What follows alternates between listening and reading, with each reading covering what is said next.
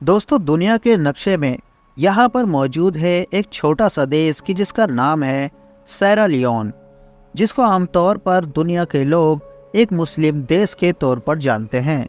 मुस्लिम देश के तौर पर इसलिए क्योंकि यहाँ की लगभग 78 से 80% आबादी मुस्लिम ही है।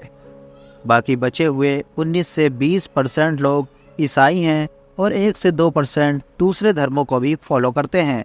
लोग ज़्यादा आबादी की वजह से इसे मुस्लिम देश भले ही समझते हों, लेकिन ऑन रिकॉर्ड यानी कि कागजी तौर पर यह एक सेकुलर देश है। पिछले कुछ दिनों से कुछ ज़्यादा ही चर्चाओं में है, और चर्चाओं में रहने की वजह यह है कि क्योंकि यह देश हेल ऑन द अर्थ यानी कि हमारी इस ज़मीन पर जहन्नम बन चुका है। यह मैं कोई बड़ा चढ़ाकर नहीं बोल रहा हूँ, बल्कि इन्हीं खतरनाक और अजीबोगरीब शब्दों का इस्तेमाल बहुत सारे मीडिया आउटलेट्स की तरफ से अपने आर्टिकल्स में किया जा रहा है। वहाँ से जिस तरह के डरावने फुटेज और वीडियोस आ रहे हैं, उनको मैं आप लोगों को दिखा भी नहीं सकता हूँ, क्योंकि वो इस तरह की हैं कि यूट्यूब की तरफ से इस वीडियो को ही ब्लॉक कर दिया जाएगा।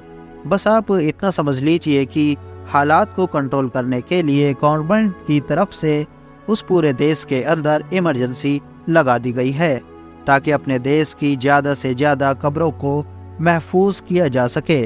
कब्रों को इसलिए क्योंकि लगातार कब्रों को ही टारगेट किया जा रहा है और उससे मुर्दों को निकालकर फिर उनकी हड्डी वगैरह का इस्तेमाल किया जा रहा है, वो भी नशे के लिए। हाँ दोस्तों, आप लोग बिल्कुल सही सुन रहे हैं। आसान शब्दों में कहूँ तो जिंदा इंसान मुर्दा इंसानों की हड्डियों का खाने के लिए इस्तेमाल कर रहे हैं। यहाँ के हॉस्पिटल्स वगैरह की भी कुछ ऐसी तस्वीरें वायरल हो रही हैं कि जिनको देखकर ऐसा महसूस हो रहा है कि मानो हॉस्पिटल्स के अंदर कोई जंग वगैरह हुई हो, या फिर फिल्मी दुनिया के ज़ॉम्बीज़ अंदर घुस आए हों और उन्होंने फिर यहाँ पर खून खराबा कर दिया हो। लेकिन दोस्तों, अब सवाल यही है कि आखिर अचानक से इस छोटे से देश में ये सब कुछ हो क्यों रहा है। तो मेन मुद्दे को समझने के लिए हमें सबसे पहले इस देश के बारे में कुछ ज़रूरी चीज़ें समझ लेना चाहिए।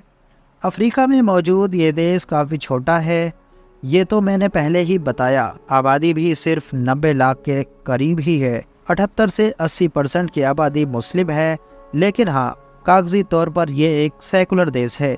लेकिन हाँ, जब भी बात की जाती है एक देश के तौर पर, तो सैरा लियोन नाम का ये देश नाकाम नज़र आता है। ख़ास तौर से इसका जो गवर्नमेंट सिस्टम रहा है, इस पर जितने भी लोगों ने राज किया है, उन्होंने कुछ खास इसको फ़ायदा नहीं पहुंचाया। आज भी इस देश की 2/3 आबादी गरीबी से जूझ रही है। आप लोगों ने ह्यूमन डेवलपमेंट इंडेक्स के बारे में तो सुना ही होगा। उस इंडेक्स में ये सन 2007, 2008 और 2009 के दौर में बहुत नीचे यानी कि 194 नंबर पर आया करता था। अब इन लोगों ने कुछ इम्प्रूव ज़रूर किया है, मगर फिर भी इनका नंबर 186 यानी कि 186 नंबर पर आता है। पानी की यहाँ पर कमी है, हॉस्पिटल्स की यहाँ पर कमी है, और डॉक्टर्स की तो इतनी ज़्यादा कमी है कि आप पूछिए ही नहीं। शायद यही वजह है कि दुनिया के जो ऐसे गिने चुने देश हैं कि जहाँ पर एक इंसान की लाइफ एक्सपेक्टेंसी सबसे कम होती है, उनमें एक देश सैरा लियोन भी है। यहाँ पर तमाम इंसानों की जो उम्र होती है उसका एवरेज लगभग 60 साल माना जाता है, जबकि यही नंबर इंडिया में आकर 72 साल हो जाता है, और सूडान और जापान जैसे देशों में तो 80 का भी आंकड़ा पार कर जाता है। अब जब हर मामले में ही इस देश के इतने बुरे हालात हैं, तो जाहिर है करप्शन तो ऑटोमेटिक पैदा होना ही था। इसलिए करप्शन के मामले में भी इसका नंबर टॉप पर ही आता है। अब इस देश के पास इन तमाम चीज़ों से छुटकारा पाने का और एक बार फिर से एक अच्छे मुल्क, एक अच्छे देश के तौर पर उभरने का सिर्फ एक ही रास्ता था, और वो रास्ता था कि इस देश में क्रांति आती, यानी कि इनकलाब आता। और किसी भी देश में इनकलाब और क्रांति उसकी नई जनरेशन यानी कि यूथ के द्वारा ही लाई जाती है।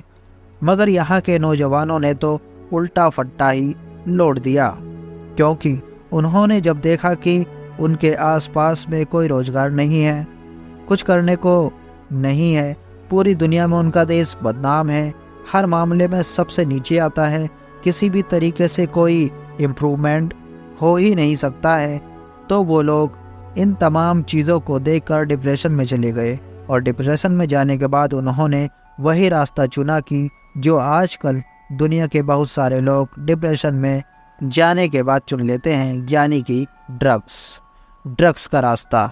और देखते ही देखते डिप्रेशन को कम करने के नाम पर इस देश में बड़ी तेज़ी के साथ अब नशे का ट्रेंड बढ़ना शुरू हो गया। लेकिन दोस्तों, यहाँ पर प्रॉब्लम की बात यह थी कि इन लोगों के पास ज़्यादा पैसे तो थे भी नहीं, पूरे देश को गरीबी ने अपने अंदर जकड़ रखा है, तो अब ये लोग उन महंगे ड्रग्स का इस्तेमाल भी नहीं कर सकते थे जो यूएसए, यूके या फिर यूरोप वगैरह में बनते हैं। इसलिए इन्होंने अब अपने यहाँ बने हुए ही एक लोकल ड्रग्स को इस्तेमाल करना शुरू किया, जिसका नाम बताया जा रहा है कुश। इतना ही नहीं, इसके बारे में तो ये तक कहा जा रहा है कि ये हद से ज़्यादा गंदा है, क्योंकि इसको बनाने के तरीके बहुत ही ज़्यादा सस्ते हैं और सस्ती चीज़ों का इस्तेमाल किया जा रहा है। असली खतरनाक खेल तो उस वक्त शुरू हुआ जब कुश का इस्तेमाल करने वाले इन सारे लोगों को यह पता चलना शुरू हुआ कि अगर इसके अंदर इंसानों की हड्डियों को मिला दिया जाए तो इसकी जो क्षमता होती है, इसकी जो ताकत होती है, मतलब इसका जो असर होता है वो बहुत ही ज़्यादा हो जाता है, बल्कि कुछ ज़्यादा ही बढ़ जाता है।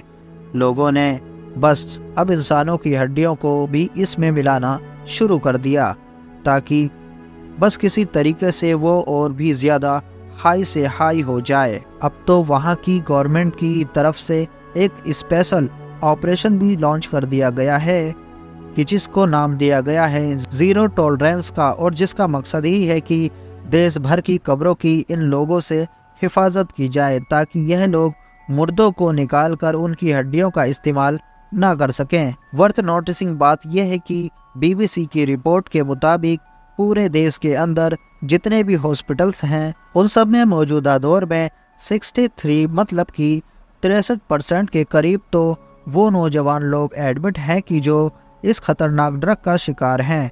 और इन्हीं हॉस्पिटल से ही वो सारी तस्वीरें बाहर आ रही हैं जिनके बारे में मैंने आपको शुरू में बताया था।